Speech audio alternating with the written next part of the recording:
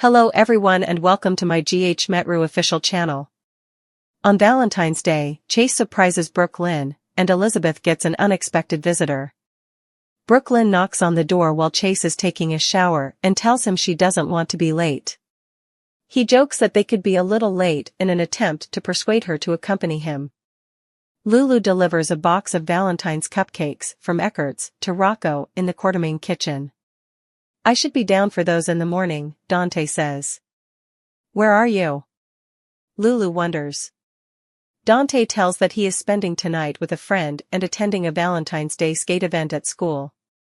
He was only a child when he enjoyed these cupcakes, so Lulu believes her idea was a poor one. To be honest, when he received these same cupcakes a few years ago, Dante hardly touched them, although his claims that he still does. But it was because they made him think of her. Lulu comes to the realization that she no longer knows her own kid. She only has questions, and he's very mature. She asks a lot of questions, like who his first crush was and how he's doing in school, after Dante instructs her to fire away. Dante responds to her inquiries and promises to help her get to know their son.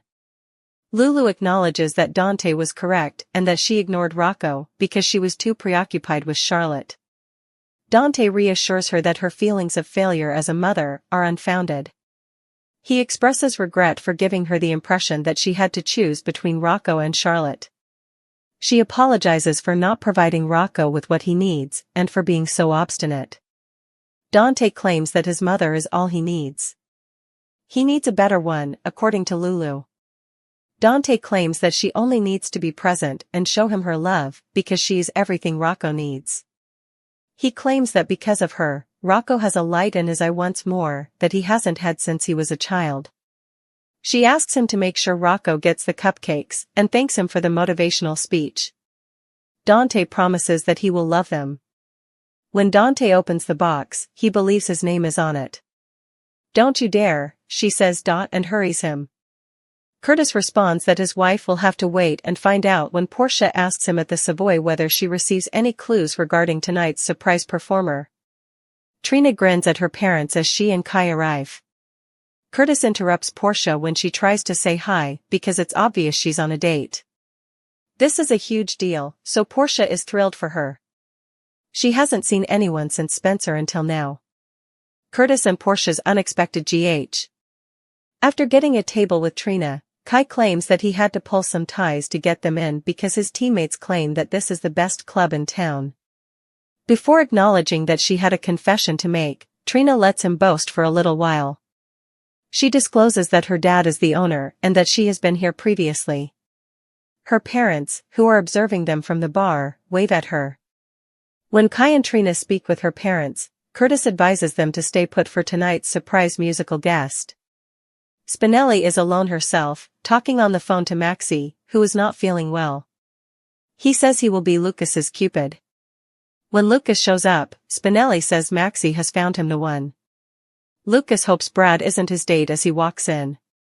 Spinelli tells him it's not Brad and presents the model, Gunther Eriksson. Because of his appearance, Lucas is unable to speak, so Spinelli proposes that they sit down and he will get them some drinks. Brad notices Lucas on a date across the bar and sighs. Nobody likes a sloppy drunk, so Portia advises Brad not to drink too much at the pub. In the meantime, Lucas informs Gunther that Maxie is the only reason he has gone on a date in a long time. Gunther knows he's not ready, so asks Maxie for his number and give him a call when he is. Spinelli questions what is wrong with Lucas as Gunther departs. When Chase and Brooklyn show there, they ask Spinelli where Maxie is. He clarifies that she is ill and that he was unable to pair Lucas with Gunther. Brad is ready to go, when Lucas interrupts him and asks if he wants some company. When Spinelli sees them grabbing a table, he is shocked by what is happening. He wants to go, because he is already tired of this holiday. Brooklyn asks Chase what surprised him, saying they just arrived. Chase advises her to exercise patience. Then he leaves to see how surprised she is. Curtis is told by Portia how wonderful the turnout has been this evening and she asks him if he has ever thought about leaving Aurora and returning here. Although Curtis claims to adore the Savoy, Aurora provides him with the necessary challenge. Curtis is interrupted by Nneka, who says she thinks it's time for their performer. The one and only Chase is introduced by Curtis as their guest performer on stage. Chase informs the audience that although he met his wife through singing, his career as a singer was short. She is moved when he performs a song that Brooklyn penned. While preparing cookies at Carly's, she calls out to the girls to assist her clean up the mess, but they don't answer. Jack shows up with champagne and flowers for Carly. She goes to water the flowers after telling him they are lovely. The faucet bursts when she turns it on, splattering water all over the place. Jack gets soaked while rushing to halt the leak. She apologizes profusely. Her kitchen is a complete mess right now. He acknowledges that Carly believes she will never be able to obtain a plumber at this hour, but he says he can fix her plumbing if he can disarm a bomb. After fixing her stench, Jack acknowledges that his father was a plumber and that he learned some tips from him over the years. She enjoys learning about the part of him that no one else is aware of. They finally pull out the wine and take a sip together. Aiden's lover Tobias is cast on General Hospital. Liz and Lucky, played momentarily by Guy Wilson, meet outside of Liz's home. He inquires about Anna's experience as they enter. Liz declares that she will use the evidence to get Cyrus arrested. As soon as they spot a Valentine's Day cake on the table, Aiden and Tobias show up and greet them. As usual, he baked his mom a cake, but he introduced him to Tobias because he wasn't expecting to see his dad. Liz asks whether he plans to have some with them after telling him that this case looks fantastic. According to Aiden, he was actually going to the Valentine's Day skate with Tobias. To help his mother feel more at ease, Aiden pulls her aside and tells her that they don't have to attend the skate party. Liz tells him to go have fun and that she will be alright. Liz informs Lucky that their son has offered to stay at home and serve as their chaperone as Tobias and Aiden leave. Lucas worries if Aiden is doubting his motives or is concerned that they are becoming too close. He's the only one of Liz's boys who still lives here, so she thinks he's just being protective. Lucky learns that he hasn't been present and that his son is concerned that she might be harmed while he is watching. Liz promises to let him know that she doesn't require his protection. Liz is later told by Lucky that she is as gorgeous as the day they first met as she wraps up the leftover cake. He entices her to kiss him. Later, she witnesses Lucky leaving, but then the door is knocked on. When she opens it, thinking it's Lucky returning for some leftover cake, she discovers it's Cyrus. Mac is being cared for by Felicia in his office because he has a migraine from seeing Sasha and Jason kiss. He believes that Jason knocked Sasha impregnated and took advantage of her since she was upset about Cody. Felicia informs them that they both understand that Sasha's heart may desire Jason and that the heart desires what the heart desires. Mac is unable to manage it. Mac is reassured by Felicia that they would ensure Sasha's well-being. Jason is visited by Anna in the questioning room of the PCPD. She tries to persuade him not to kill Cyrus the moment he leaves, but she must release him because his 48 hours are up. She lets Jason know that she is awaiting an arrest warrant for Cyrus and that she hopes the judge will approve it tonight. If Cyrus allows her to do her job, she has the evidence to link him to other deaths, which will help them seek justice for Sam. For her sake, she begs him not to murder Cyrus. Many others can see that they have become friends, as Anna claims. Therefore, if Cyrus vanishes, it will continue to exist that some people are above the law because of their relationship or acquaintance with her. She cannot lose the trust of her officers or the public. Jason is aware of this, but it is irrelevant when discussing the jerk who killed Sam. Despite her understanding, she begs him to trust her. At this stage of her life, Anna claims she has compromised herself more than she anticipated. He claims that he has entrusted her with his life, something he rarely does with others. Anna argues that since people are aware of their friendship, they will assume she assisted him or covered it up for him if he kills Cyrus. Subscribe to Soap's General Hospital newsletter, the text says. Subscribe to receive daily recaps, spoilers, exclusive interviews, and breaking news alerts delivered directly to your inbox. https://cloud.email.soaps.com/signup. The judge won't sign off until the next morning, and Anna receives a call after that. Jason assures Anna that her officers will still respect her regardless of what happens to Cyrus. Jason claims that he knows Anna understands his motivations for wanting to kill Cyrus and that no one can relate to him as well as she does. She advises him to keep that from Carly. She asks him to be a friend and not harm Cyrus, but she must let him go. He simply tells her that she is a terrific friend and that he values her without responding. Before Cyrus arrives at her door, Lucky and Liz share a kiss, and Anna begs Jason to back off.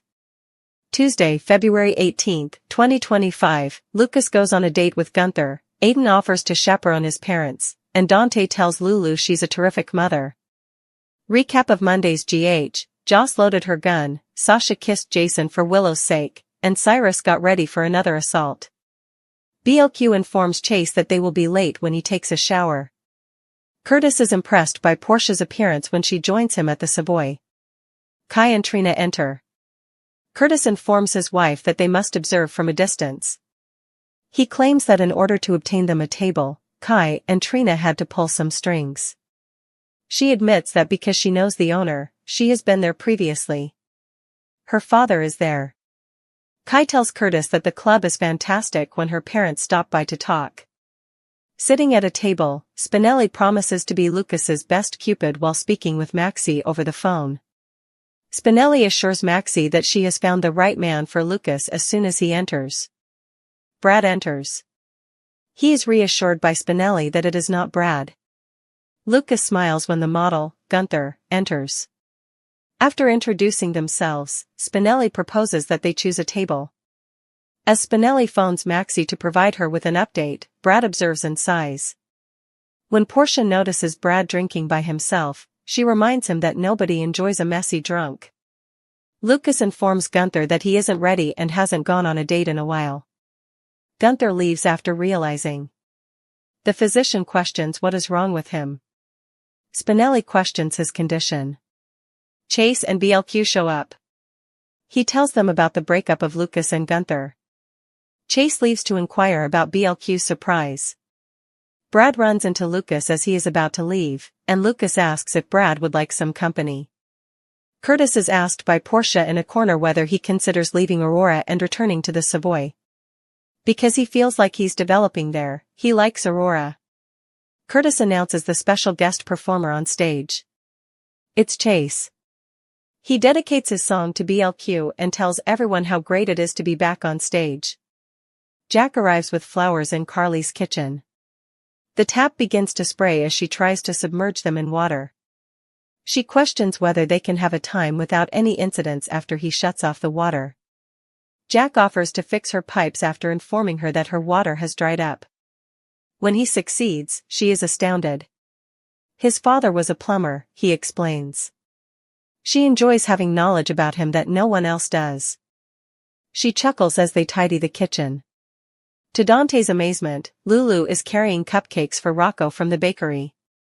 He clarifies that they can have them in the morning as their son is away for the night.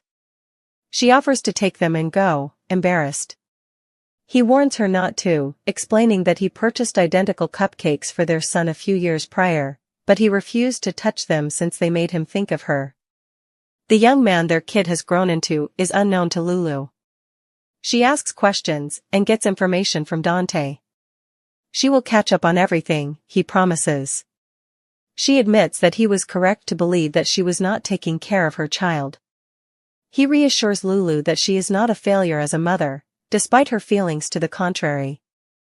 She worries that she doesn't know what their son needs, and they discuss her stubbornness. Dante claims that all he needs is his mother. She says, he needs a better one. The officer believes he has a fantastic one. He is benefiting much from her presence. Rocco's eyes have regained their brightness. He's still adept at pep talks, Lulu says, and she encourages him not to let their son devour all the cupcakes at once. Before she wipes the icing from his mouth, he threatens to eat one himself, and she lunges at him. Liz is where Lucky meets her. She recommends that they celebrate and tells him that she thinks everything went well with Anna. They notice the cake her kid baked. Tobias and Aiden come out to wish them a good Valentine's Day. If it's awkward with Lucky, Aiden pulls his mother away and offers to stay there with her. They will load themselves with cake, she promises him. Liz informs Lucky that their son volunteered to be their chaperone as Tobias and Aiden depart. Lucky is able to comprehend that. The children's suspicion that he could harm her makes reasonable, and he is appreciative of their son's strong protectiveness. Liz promises to let Aiden know that she doesn't require his protection. She is as gorgeous as the day they first met, according to Lucky. She walks him out after they share a kiss. Felicia believes that Mac should be taken to the hospital because he is experiencing a migraine in his office. He tells her that he witnessed Sasha kissing Jason. He believes Jason took advantage of Sasha's grief over Cody. According to Felicia, the heart desires what it desires, and Sasha might desire Jason. She reminds him of their many highs and lows. When he stared into her eyes, his attempt to move on was doomed to fail. He still gets a migraine when he thinks of Jason and Sasha. He just needs to be the best uncle in the world, Felicia urges him. They will see to Sasha's well-being. Anna tries to talk Jason off of killing Cyrus when he leaves the PCPD interrogation room. She issues a Cyrus emergency warrant.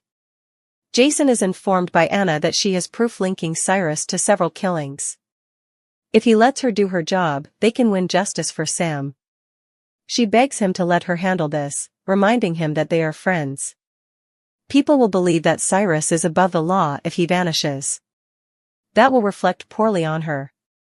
When she is talking about the man who killed Sam, he doesn't care about any of that. Please believe in me, Anna says. He won't be sorry. She tells him she's seen him at her worst after taking some medications. They acknowledge that their trust is unexpected but genuine. Unfortunately, everyone else can see it. Therefore, her officers will believe she allowed it to happen if he kills Cyrus. She begs him once more to allow her to obtain justice for Sam. A call comes through telling her that a warrant cannot be issued until the next morning. Jason assures her that she will still be respected by her officers. She understands his desire to murder Cyrus. He acknowledges that she appeals to him more than Carly does. That's because they are similar, according to Anna. She begs him not to kill Cyrus as a friend as she shows him the door. He is grateful for her companionship. She is aware that's not a response. Liz is at the door as Cyrus arrives.